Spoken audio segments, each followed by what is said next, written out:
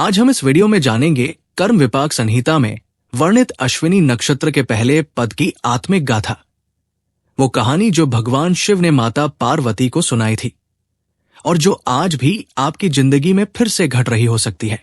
इससे पहले कि हम अश्विनी नक्षत्र के पहले पद की गाथा में प्रवेश करें, आइए नक्षत्र और पदों की उस ब्रह्मांडीय संरचना को समझते हैं जिससे आत्मा की कार्मिक यात्रा तय होती है। पूरी सृष्टि को 12 राशियों में बांटा गया है और उन राशियों में फैले होते हैं 27 नक्षत्र। हर नक्षत्र के 4 पद होते हैं, यानी कुल 108 पद। ये 108 आत्मिक दरवाजे हैं जिनके जरिए आत्मा अलग अलग कार्मिक स्थितियों में जन्म लेती है। ग्रह हमारे शरीर को प्रभावित करते हैं, लेकिन नक्षत्र हमारी आत्मा की दिशा तय करते हैं। अब बात करें अश्विनी नक्षत्र की। ये इस सृष्टि का पहला नक्षत्र है, मेष राशि में स्थित, जिसका पहला पद 0 से 3 डिग्री 20 मिनट के बीच आता है। ये नक्षत्र आत्मा के प्रवेश द्वार के समान है। इसके देवता है अश्विनी कुमार, जो स्वर्ग के वैद्य है, और प्रतीक है जीवन के आरंभ और पुनरारंभ के। ग्रह स्वामी है केतु, जो रहस्य और पूर्व जन्म के बचे हुए कार्मिक संकेत देता है। प्रतीक है घोड़ा, जो गति, साहस और स्वतंत्रता का चिन्ह है, लेकिन कभी कभी अस्थिरता भी लेकर आता है। वृक्ष है पॉइजन नट ट्री, जिसे हिंदी में कुचलाचा भी कहा जाता है और जीवन चक्र का कटु प्रतीक माना जाता है। ये वृक्ष बाहर से आकर्षक लेकिन भीतर से विषैला होता है। जैसे कई आत्माएं दिखावे में धार्मिक होती हैं, लेकिन अंदर गहरे कार्मिक दोष छिपाए रहती है। इस पद में जन्मी आत्मा बहुत तेज होती है, लेकिन भीतर से बेचैन। हर चीज जल्दी शुरू करना चाहती है, लेकिन गहराई तक टिक नहीं पाती। उसका हर रिश्ता, हर योजना, हर भावना कुछ समय बाद अधूरी रह जाती है, क्योंकि वो आत्मा किसी ऐसे पुराने कार्मिक बोझ को ढो रही होती है जिसे उसने कभी स्वीकार नहीं किया। ये जन्म उसे दंड देने नहीं, बल्कि सीखने और मुक्त होने का अवसर देने आता है। पर तब तक वो अवसर भी कष्ट में बदलता रहता है, जब तक आत्मा अपने भीतर की परछाई को पहचान न ले। अगर आपकी जिंदगी में भी बार बार रिश्ते अधूरे रह जाते हैं, कार्य अधूरे छूट जाते हैं, संतान या शिक्षा में रुकावट आती है, तो ये संकेत हो सकता है कि आपकी आत्मा अश्विनी नक्षत्र के पहले पद से जुड़ी है। और अगर आप ये जानना चाहते हैं कि आपकी आत्मा किस गाथा का भाग है, तो नीचे कमेंट करें अपना जन्म नक्षत्र और उसमें किस पद में आपका जन्म हुआ है। उदाहरण के लिए, मेरा नक्षत्र अश्विनी है और पद 1 है। और अगर नहीं पता तो अपनी जन्म की तारीख, जन्म का समय और जन्म का स्थान नीचे लिखें। हम आपको बताएंगे कि आपकी आत्मा किस पद से जुड़ी है और उसका क्या कार्मिक अर्थ है। इस सीरीज की खास बात यह है कि आने वाली वीडियोस में हम सभी 27 नक्षत्रों के सभी 108 पदों की आत्मिक कहानियां जानेंगे, ताकि हर आत्मा को उसकी कार्मिक गाथा समझ में आ सके। अब चलिए सुनते हैं उस आत्मा की गाथा जिसने पिछले जन्म में धर्म का चोला पहनकर अधर्म किया और अब तक उसकी छाया से बाहर नहीं आ सकी। भगवान शिव ने माता पार्वती से कहा, एक आत्मा थी जिसका नाम नरहरि था। उसका जन्म एक ज्ञानी ब्राह्मण और क्षत्रिय कुल की स्त्री से हुआ था। पिता के पास शांति का वरदान था, मां के भीतर शक्ति थी, लेकिन दोनों में संतुलन नहीं था।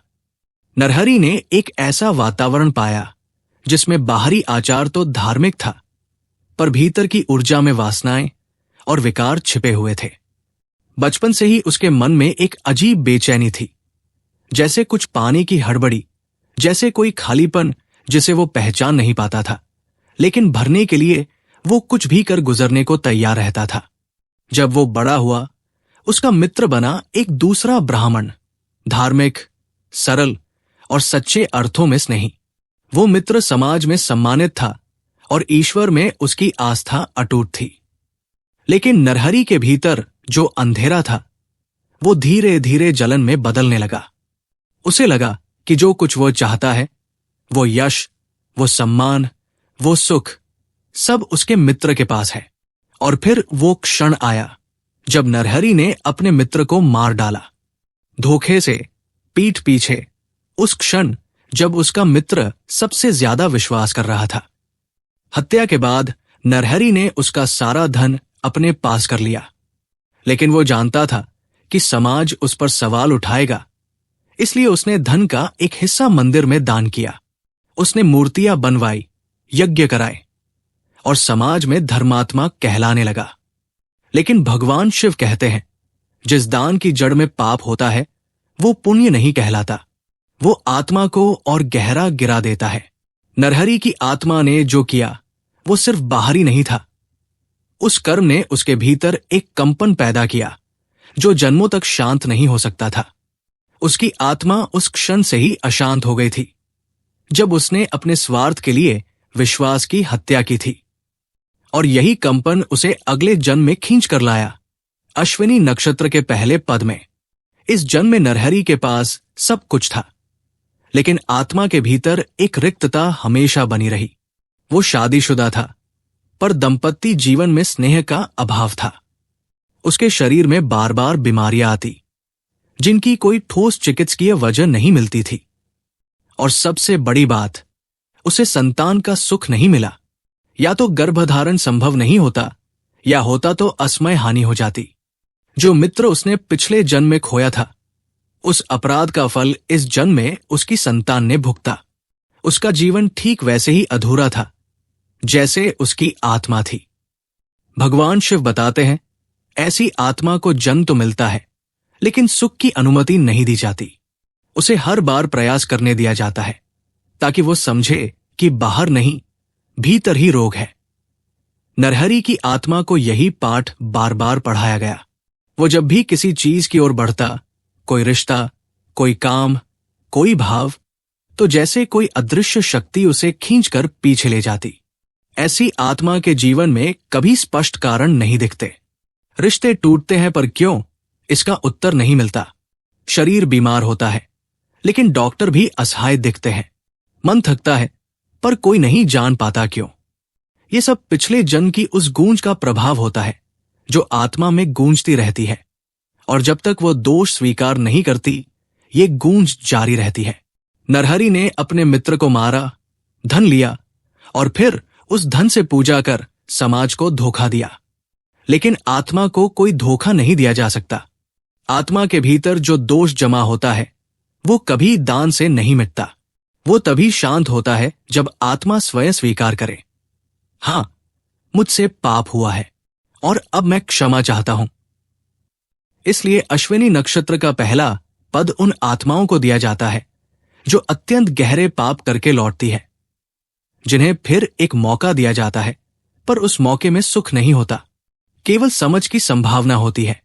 और जब तक आत्मा उस समझ तक नहीं पहुंचती, तब तक जीवन अधूरा ही रहता है, चाहे वो बाहर से कितना भी सुंदर क्यों न दिखे। क्या आपके जीवन में भी ऐसा कुछ है जो बार बार टूटता है? क्या आपको बार बार महसूस होता है कि जैसे कोई अदृश्य ताकत आपको रोक रही है? तो हो सकता है कि आपकी आत्मा भी किसी अधूरी कथा का भार लिए इस जन्म में आई हो। अगर आप जानना चाहते हैं कि आपका नक्षत्र कौन सा है और आप किस पद से जुड़े हैं, तो नीचे कमेंट करें अपनी जन्म तिथि, समय और स्थान। और अगर आपको पहले से नक्षत्र पता है तो बताइए, ताकि हम जान सकें कि आप किस आत्मिक कथा के पन्नों से जुड़े हैं।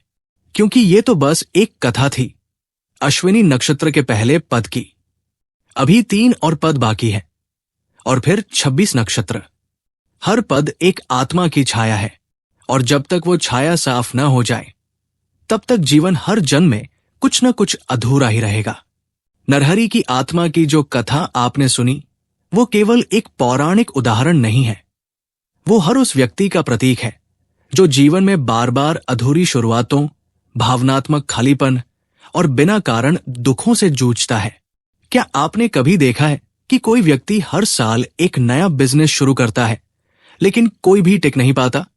कोई बार बार रिश्तों में जाता है, लेकिन हर बार वही टूटन, वही दूरी और वही बेचैनी दोहराई जाती है? या कोई ऐसा जो संतान चाहता है पर हर प्रयास असफल हो जाता है, और फिर डॉक्टर भी कोई ठोस कारण नहीं बता पाते? ये सब केवल बाहरी घटनाएं नहीं, ये आत्मा की वो कहानी होती है जिसे वो खुद भी नहीं जानती, लेकिन भीतर से लगातार महसूस करती है। भगवान शिव ने स्पष्ट कहा था, आत्मा जब दोषी होती है तो शरीर चाहे जहां जन्म ले, उसका बोझ उसे छोड़ता नहीं। अश्विनी नक्षत्र का पहला पद वही द्वार है जहां ऐसी आत्माएं जन्म लेती हैं जिनके भीतर स्वीकार न किया गया पाप गूंजता रहता है। यह नक्षत्र ऊर्जा, गति और नयापन तो देता है, लेकिन स्थिरता छीन लेता है, क्योंकि आत्मा भीतर से संतुलित नहीं होती। वो बार बार प्रयास करती है, क्योंकि भीतर से वो जानती है कि कुछ अधूरा है, लेकिन उसे ये भी समझ नहीं आता कि अधूरा क्या है। आधुनिक जीवन में इसे over achiever with anxiety, emotional restlessness या एग्जिस्टेंशियल फटीग कहा जाता है, लेकिन शास्त्र में इसका उत्तर सीधा है। अधूरा कर्म, अस्वीकारा गया पाप और दिखावे की धार्मिकता। अश्विनी के पहले पद में जब आत्मा जन्म लेती है तो उसका सबसे बड़ा संघर्ष आत्मस्वीकार होता है। ऐसे जातक जीवन में बार बार कहते हैं, मैं सब कुछ करता हूं, फिर भी कुछ मिसिंग है। वो मिसिंग कोई बाहरी चीज नहीं, बल्कि आत्मा की अधूरी क्षमा है। इन संकेतों को साइंस सिर्फ मेंटल हेल्थ का नाम देता है, लेकिन शास्त्र कहते हैं ये आत्मा का अनरिजॉल्व्ड कर्मा है। नरहरि की आत्मा बार बार उसी मित्र की स्मृति में कांपती थी जिसे उसने छल से मारा था। उस हत्या की स्मृति उसके भीतर एक डर बन चुकी थी कि वो जिसे सबसे ज्यादा चाहेगा वही उससे छिन जाएगा, और यही डर हर जन्म में उसकी आत्मा की पृष्ठभूमि बन जाता है, जिससे उसका हर रिश्ता डर की बुनियाद पर शुरू होता है और अधूरा ही रह जाता है। क्या आपने कभी सोचा है कि कोई रिश्ता आपको बहुत प्रिय हो पर उसमें आगे बढ़ने से डर लगे, या बार बार ऐसा लगे कि शायद ये भी टूट जाएगा? ये डर हमेशा इस जन्म का नहीं होता। ये उस आत्मा की परछाई होती है जो किसी पूर्व जन्म में विश्वासघात या छल कर चुकी है, और तब तक वो आत्मा हर जन्म में अधूरी शुरुआतें लेकर ही आती है, जब तक वो गहराई से अपने दोष को न पहचाने। भगवान शिव ने माता पार्वती से कहा, जिस आत्मा ने अपने किए को समझ लिया वो मोक्ष के द्वार की ओर पहला कदम रखती है, लेकिन जो सिर्फ पूजा करके पाप को ढंकती है वो बार बार जन्म लेती है, और हर बार वो पाप किसी नई पीड़ा के रूप में उभर आता है। इसलिए अश्विनी नक्षत्र के पहले पद में जन्मी आत्मा को बार बार आत्मनिरीक्षण की ओर धकेला जाता है। जीवन उसे दिखाता है, देख तू फिर वही आ गया। और जब तक आत्मा ये नहीं कहती, हां ये मेरी ही गलती थी, तब तक जीवन उसे अलग अलग रूपों में सजा देता रहता है। क्या आप भी बार बार ऐसी ही भावनाओं से गुजरते हैं? क्या आप भी जीवन में वही दुख बार बार झेलते हैं? अगर हां, तो जरूरी है कि आप अपनी आत्मा की कहानी को समझें, और उसकी पहली कुंजी है आपका जन्म नक्षत्र और पद।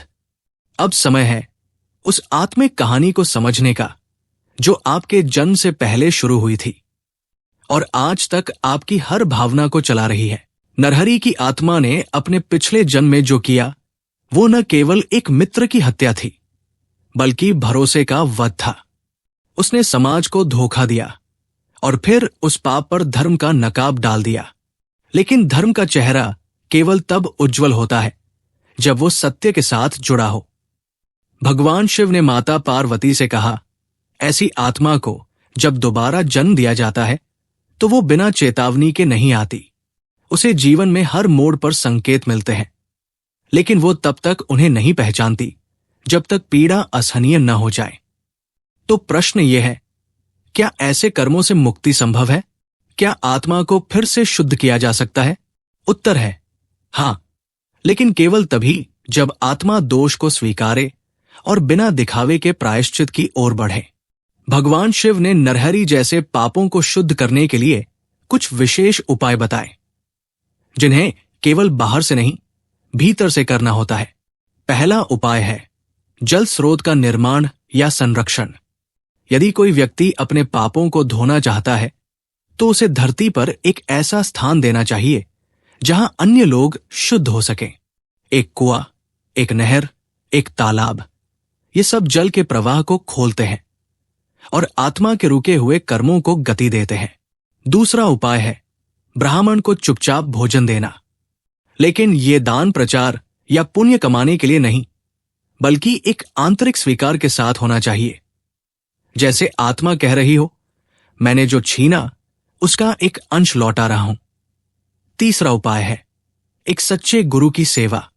गुरु कोई मंदिर का पुजारी नहीं, बल्कि वो होता है जो आपकी आत्मा की गहराई में झांककर आपको आईना दिखा सके। गुरु की सेवा का अर्थ है स्वयं को समर्पण की स्थिति में लाना, जहां आत्मा अपनी गलती स्वीकार कर सके। चौथा उपाय है संतान गोपाल मंत्र का जाप, विशेषकर उनके लिए जिनके जीवन में संतान नहीं हो पा रही। ये जाप आत्मा के पंचम दोष को शुद्ध करता है, वही दोष जिसके कारण नरहरि को अपने अगले जन्म में संतान सुख से वंचित रहना पड़ा।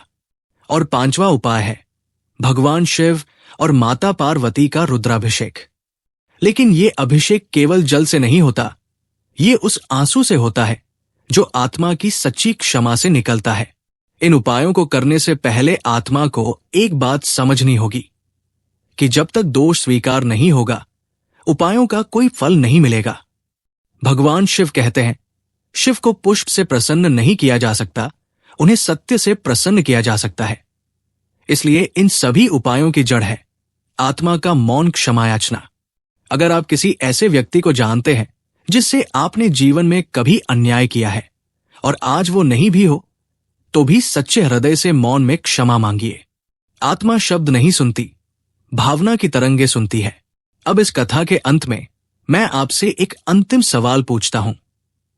क्या आपको लगता है कि आपके जीवन में बार बार जो पीड़ा आती है वो सिर्फ किस्मत है, या अब आपको समझ आ रहा है कि वो आपकी आत्मा की कहानी है जो आपसे बार बार ध्यान देने की विनती कर रही है? अगर आपने इस वीडियो को यहां तक देखा है तो इसका मतलब है कि आपकी आत्मा तैयार है उस पुराने भार को समझने और छोड़ने के लिए। अगर आपको अपना नक्षत्र और पद पता है तो नीचे कमेंट में जरूर लिखिए, और अगर नहीं पता तो अपनी जन्म तिथि, समय और स्थान नीचे कमेंट करें, ताकि हम आपको बता सके कि आपकी आत्मा किस पद की कथा से जुड़ी है। आज आपने अश्विनी नक्षत्र के पहले पद की आत्मा की गाथा सुनी, लेकिन अभी 3 और पद बाकी है। हर एक अलग चेतना, एक अलग दोष और एक अलग पाठ।